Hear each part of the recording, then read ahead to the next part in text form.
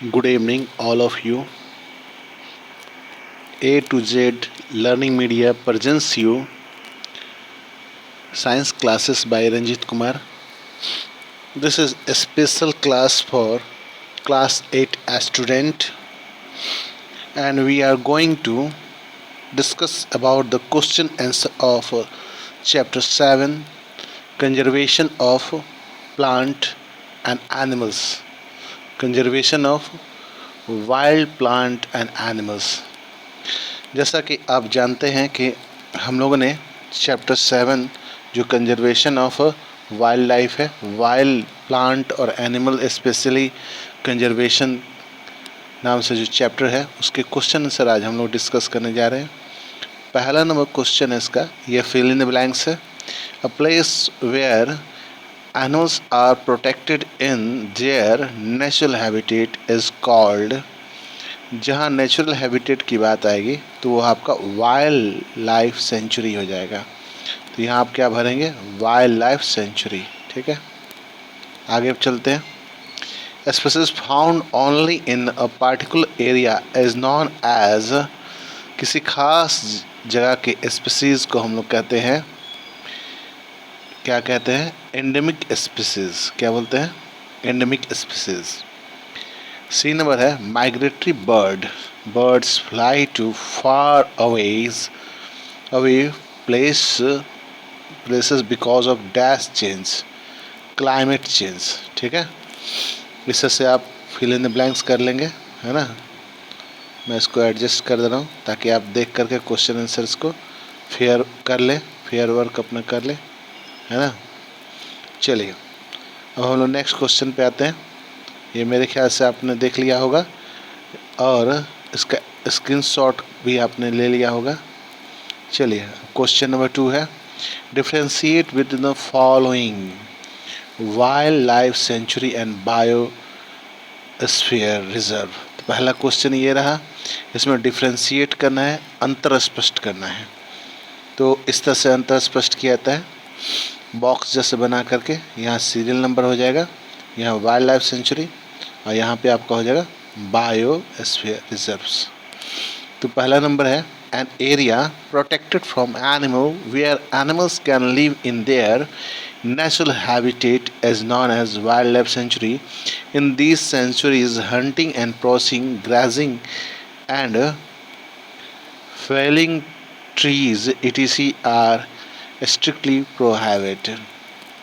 जो wild life century वैसे जगह होती है जहाँ पे जानवर जो उस जगह के होते हैं, जानवर और आपका नेचुरल हैबिटेट होता है, माने जानवर सब जो है नेचुरल हैबिटेट में होते हैं। और इस तरह के सेंचुरी में हंटिंग, स्पेशली हंटिंग, प्रॉचिंग और ग्राजिंग जो है और फीलिंग ट्रीज़, ये सारे एक्टिविटी में स्ट्रिक्टली जो है मनाही होती है। ठीक है, अब आते हैं हम लोग bio reserve, biosphere reserve, an area which is conserved to protect the biodiversity and culture of that area is known as biosphere reserve. A biosphere reserve is consisted of many protected area like sanctuaries, national park, lake, mountain etc.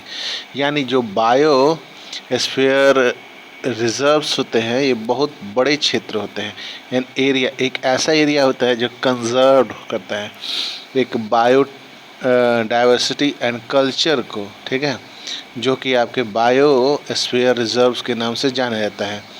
Biosphere reserve is consist of many protected area. एक biosphere reserves में बहुत सारे आपके, ये क्या हो गया,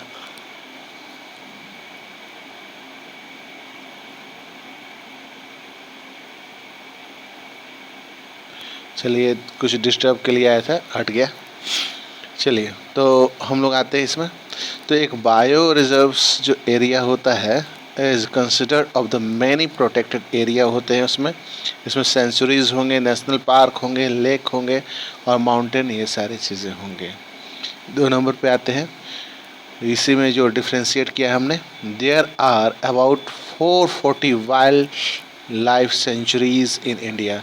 भारत में 440 कुल वाइल्ड लाइफ सेंचुरीज हैं, लेकिन भारत में वही बायोस्फीयर रिजर्व्स जो हैं देयर आर 15। बात समझ रहे हैं, 15 की संख्या में बायो रिजर्व्स इन इंडिया। अब नेक्स्ट में हम लोग चलते हैं, अगला है, अगला आपका जू एंड वाइल्ड लाइफ सेंचुरीज है। इसमें हम लोग को डिफ्रेंशिएट करना है, ये बी नंबर क्वेश्चन है, क्वेश्चन में भी यही दिया हुआ है, ठीक है, इसीलिए हम लोग क्वेश्चन नहीं देख रहे हैं, डायरेक्ट आंसर देख रहे हैं। इसमें आपको क्या करना है, ऐसे ही बॉक्स बना देने हैं जैसा इसमें दिया हुआ है, सीरियल नंबर होगा, जू लिखाएंगे एक तरफ और एक तरफ आपका वाइल्ड लाइफ सेंचुरी हो जाएगा, ध्यान देंगे।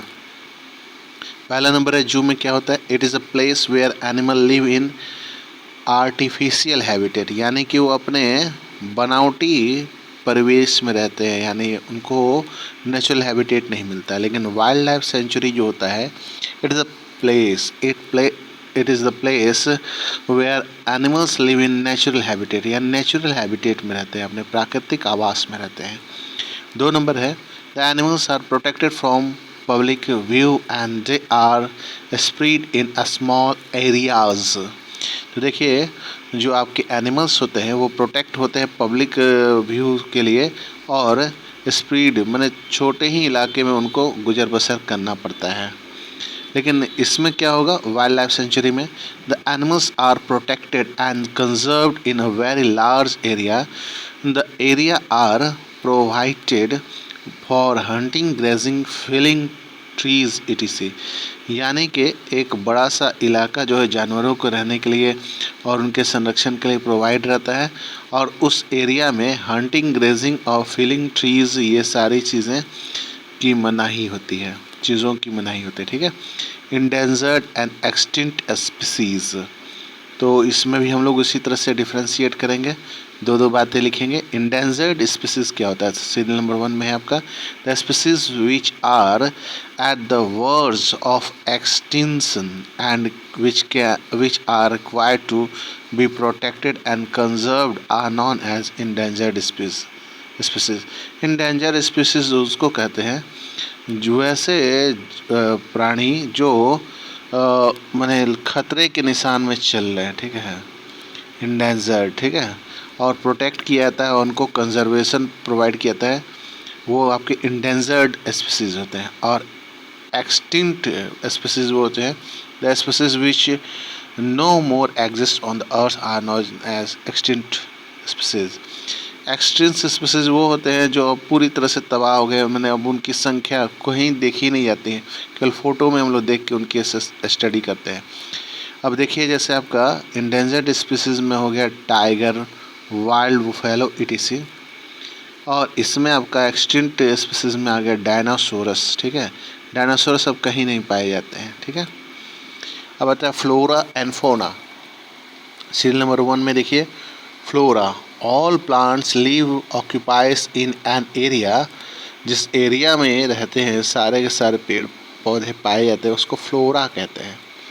फोना में आ गया, all an life animal live occurs in an area is known as fauna, यानी कि प्लांट कहीं रहते हैं तो उसको बोलेंगे फ्लोरा, जिस एरिया में रहते हैं प्लांट्स, और जिसमें एनिमल्स ऑक्यूपाइज करते हैं जिस स्पेस को, उसको फोना कहते हैं।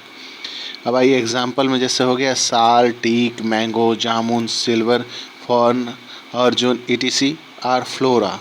और फोना में आपके आ गए, जैसे आपका चिंकारा, ब्लू बल, ठीक है, blue bull, breaking barking tree, chital, leopard, wild dog, wolf etc are fauna. तो आपको समझ में आ गया। चलिए क्वेश्चन नंबर 3 है, discuss the effect of deforestation on the following wild animal environment, village rural area, cities urban area, earth the next generation. आपको बताना है, डिस्कस करना है कि डिफॉरेस्टेशन में इन सब का क्या योगदान है, ये सारी जो चीज़ें हैं। तो चलते हैं हम लोग क्वेश्चन में, देखते हैं क्वेश्चन के आंसर में। वाइल्ड एनिमल्स, ठीक है, the natural habitat of animal is destroyed by the deforestation. Without the natural habitat, the animal are left with no place to live and breed. As a result, these many animals are at the verge of extinction. तो wild जो animals होते हैं उनके deforestation से उनका प्राकृतिक आवास जो तबाह हो जाता है और वह यत्र तत्र रहने को मजबूर हो जाते हैं। वैसा कोई जगह नहीं होता जो अपने संख्या को कायम रखे, उनको प्रॉपर वेजिटेशन भी नहीं मिल पाता है। इसका कारण होता है कि वह एक्सटिंक्ट हो जाते हैं, यानी कि वो खतरे के कगार पे चले जाते हैं, उनकी संख्या जो है वो कम पड़ने लगती है। Environment deforestation has resulted in a global warming.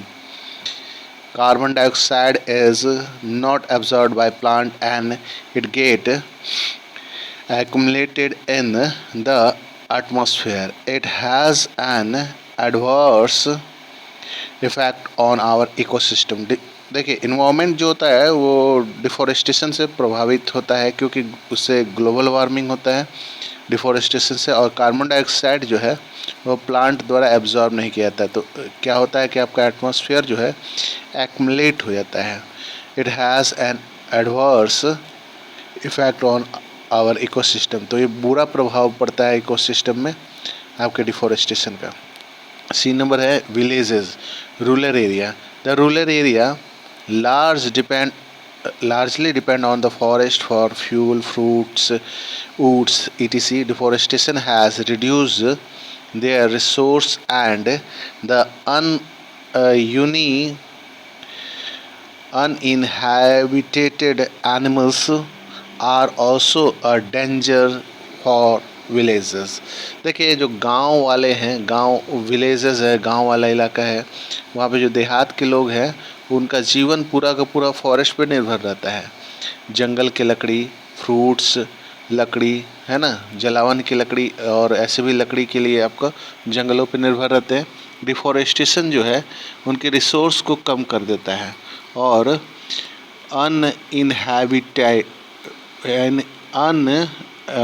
इनहैबिटेटेड जो एनिमल्स होते हैं जो गांव में रहने के लिए अभ्यस्त नहीं होते हैं, जंगलों के तबाह होने पर वह जंगल की तरफ ही गांव की तरफ रुख कर देते हैं और गांव वालों का जीवन जो है वह खतरे में पड़ जाता है। डी नंबर है cities, urban area. Cities are not directly affected by deforestation, but the change in the climate result in calamities like flood, drought, etc., which affect the cities also. It also leads the global warming. देखिए, cities तो direct प्रभाव नहीं होता है जो आपका शहरी इलाका है, लेकिन डिफॉरेस्टेशन से आपके वहाँ पे डिजास्टर्स आना शुरू हो जाते हैं। जैसे आपके क्लाइमेट जो बैड क्लाइमेट, जैसे फ्लूड आ गया, ड्रॉट हो गया, ये सब प्रॉब्लम जो आता है। और एक और चीज़ से प्रॉब्लम होती है वो है ग्लोबल वार्मिंग के चलते जो है मौसम अस्त व्यस्त हो जाता है। Earth deforestation has convert the fertile land into desert. The natural calamities like flood and drought are also the result of deforestation. The climate of earth has been changed due to deforestation. तो अर्थ जो है वो भी बुरी तरह से प्रभावित होती है। जो जंगल होता है वो फर्टाइल लैंड, माने जंगलों की कमी होने पर डिफॉरेस्टेशन होने से जो आपका फर्टाइल लैंड है वह कन्वर्ट हो जाता है डिज़र्ट में, डिजर्टिफिकेशन शुरू होता है। और नेचुरल आपकी क्लाइमेटीज़ है जैसे flood, drought are also result of deforestation. तो डिफॉरेस्टेशन के चलते आपका बाढ़ आएगा, ड्रॉट आएगा, और द क्लाइमेट जो क्लाइमेट है अर्थ का has been changed due to deforestation, deforestation द्वारा बदल दिए जाएंगे। The next generation, deforestation has affected our climate very much. Many species are at the verge of extinction because of deforestation, and some species are already extinct. The next generation may not be able to see many beautiful and attractive fauna and flora. It may have to suffer from the effect of global warming, no fuel and no paper, etc. देखिए जो next generation है वो भी deforestation के चंगुल में फंसेंगे, उनको bad climate मिलेगा, क्योंकि डिफॉरेस्टेशन जो है वो क्लाइमेट को बहुत बुरी तरह से प्रभावित करता है और बहुत सारे स्पीसीज़ जो है एक्सटिंक्ट हो जाएंगे, तबाह हो जाएंगे, क्योंकि डिफॉरेस्टेशन से स्पीसीज़ के लिए कोई जगह ही नहीं बचेगा। The next generation may not be able to see, मतलब जो दूसरा जनरेशन है वह नहीं देख पाएगा इस सुंदर जो आपके फ्लोरा फूना जो तबाह होते आ रहे हैं, जो पेड़ पौधे और जानवर जो तबाह होते जा रहे हैं उनको नहीं देख पाएगा और उनको ग्लोबल वार्मिंग की मार भी झेलनी पड़ेगी और कोई ईंधन नहीं रहेगा, कोई पेपर के लिए का जंगल वगैरह कुछ नहीं बचेगा। Question number 4, what will happen if we go on cutting the trees? The habitat of animal is disturbed, the top of layer of soil is exposed. तो हमको पता करना है कि क्या होगा यदि we go to cutting tree. We go on cutting tree. If we go on cutting tree, rainfall and fertility of soil will be decrease and changes of natural climate will increase. It will also leads to decrease in soil holding capacity of soil, which will result in flood animals life will also be affected.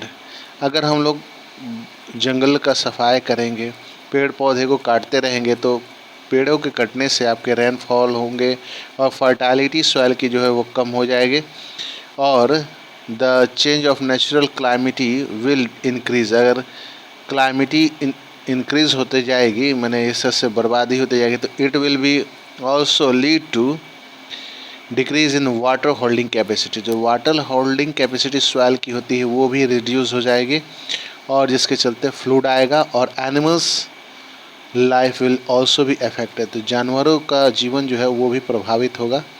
इसको question को आप उतार लेंगे, question के answer को। इसके पहले वाले को भी मैं आपको एक बार में शो कर देता हूँ ताकि आप उसको बढ़िया तरह से उतार लें, ठीक है। इसको आप उतार लेंगे, है ना। वीडियो को रोक रोक के भी आप उतार सकते हैं, ठीक है। इससे से आप उतार लेंगे इस पूरे के पूरे क्वेश्चन को, क्वेश्चन के आंसर को मैंने आपको समझा दिया। चलिए, तो अब है आपका क्या होगा जब the habitat of an animal is disturb. जब हैबिटेट को हम लोग डिस्टर्ब कर देंगे तब क्या होगा? The survival of the animals will become difficult and their natural habitat is disturbed. They will not have any space to live and to breed. As a result, they will not survive and also become of a scarcity of food. The animal have started wandering in nearby villages and targeting domestic animals and as their prey. तो अगर मान ली कि जानवर जो habitat है animals का उसको disturb हो जाएगा, वो डिस्टर्ब हो जाएगा तो क्या होगा? तो सर्वाइवल और एनिमल का जो होता है वह डिफ़िकल्ट हो जाता है जब नेचुरल हैबिटेट उनको नहीं मिलता है, वो डिस्टर्ब हो जाते हैं और वे आपके कहीं यानी स्पेस जो है कोई अपना जगह खोजने लगते हैं सर्वाइवल के लिए। एज ए रिजल्ट उनको कोई सर्वाइवल नहीं मिलता है तो फूड और जानवरों की कमी से वो क्या है कि इधर उधर वंडरिंग करने लगते हैं और नियर बाई विलेज में चले जाते हैं और टारगेटिंग करते हैं आपके domestic animals and their prey, ठीक है। अपने माने गांव के जो आपके जानवर हैं उनको वो टारगेट करने लगते हैं अपने भोजन के लिए, ठीक है। चलिए, अब है आपका C number question. The top layer of soil is exposed. If the top layer of soil is exposed it will wash away with water. The removal of top layer will gradually convert the fertile land into desert. Moreover, the soil washed away with water will be deposited in river bed, resulting in decreasing the depth of rivers. The chance of flood will increase folds. देखिए, जब top layer soil का expose हो जाएगा तो top layer में आपको मालूम होना चाहिए कि बहुत सारे न्यूट्रिशन होते हैं, तो एक्सपोज हो जाने से ये वाश हो जाएगा पानी के द्वारा। Top layer will gradually converted, तो टॉप लेयर जो है वो आपका अचानक से कन्वर्ट नहीं होता है फर्टाइल लैंड में, तो वो डिज़र्ट बनना शुरू हो जाएगा और ज़्यादा आपके मिट्टी जो कटाव होके जाएंगे वो डिपॉजिट हो जाएंगे रिवर्स में।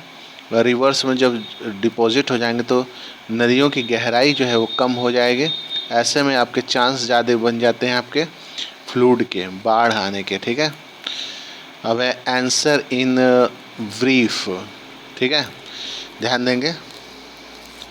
Y should we conserve biodiversity? Biodiversity को हम क्यों कंजर्व करें? चलिए आज के वीडियो में इतना ही। जो हम लोग क्वेश्चन नंबर 5 जो है वो कल करेंगे, इसमें ज़्यादा क्वेश्चंस हैं। ठीक है, एक दिन में इसका वीडियो पूरा नहीं बन सकता है। आज की वीडियो में इतना ही। इस वीडियो को लाइक करें, शेयर करें, सब्सक्राइब करें। जो भी क्वेश्चन इसमें आपको नहीं समझ में आता है या फिर उसकी वीडियो के रूप में आपको दोबारा चाहिए तो उसके लिए मैसेज जो है कमेंट सेक्शन में अवश्य कर दीजिएगा। आज की वीडियो में इतना ही। इस वीडियो को लाइक करें, शेयर करें, सब्सक्राइब करें। Thank you, have a nice day.